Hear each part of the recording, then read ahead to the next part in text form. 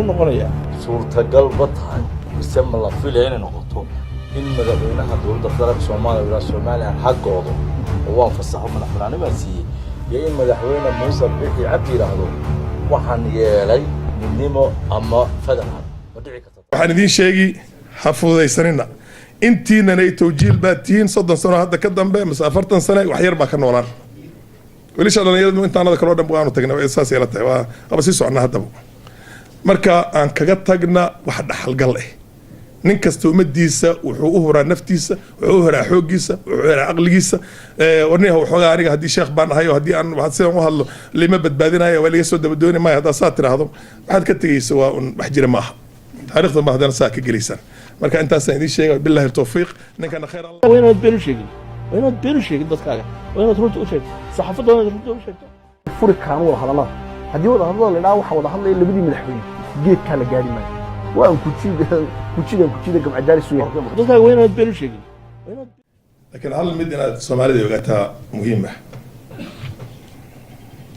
waxweeyaan adduunka hadda maanta joogi iyo ku horaba 200 sano horteed waxa la isku haystay oo lagu tartamayo waa khayraad hanti weeyaan global contest for the last 300 years is about resources nothing else marka waxa weeyaan qofka intuusan ku gumaysiga waxa kamid ah in markuu hore abject poverty liidagu hoos mariyo oo masaakiin noqotaan marka wax allaale wixii laga rabo laga dhamaysto nimba wuxuu qoray book Ethiopian oo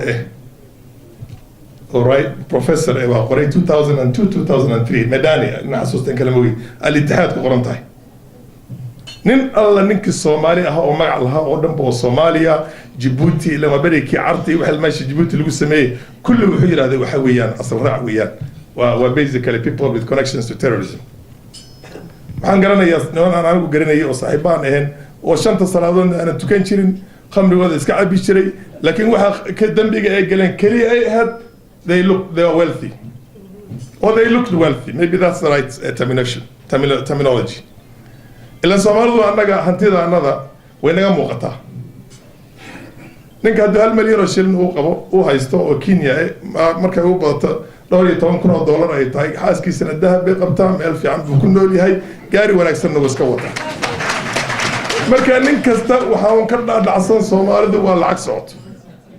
gudaha Soomaaliya oo ku hadlay afka wafdiga markii ay soo gaadhay gibida dowladaha Cigaal International Airport waxa uu difaacayba wixii ku qoraa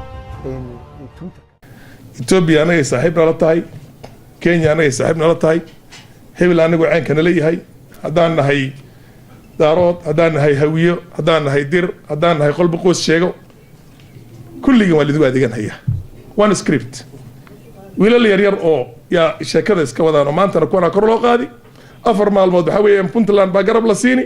markay waxoogaa joogto waxaadana afar maalmood kala Somaliland baa garab la siini 5 maalmood xamar jooga ayaa ma arsaba tagi oo inta si warwareegi shanta kala ku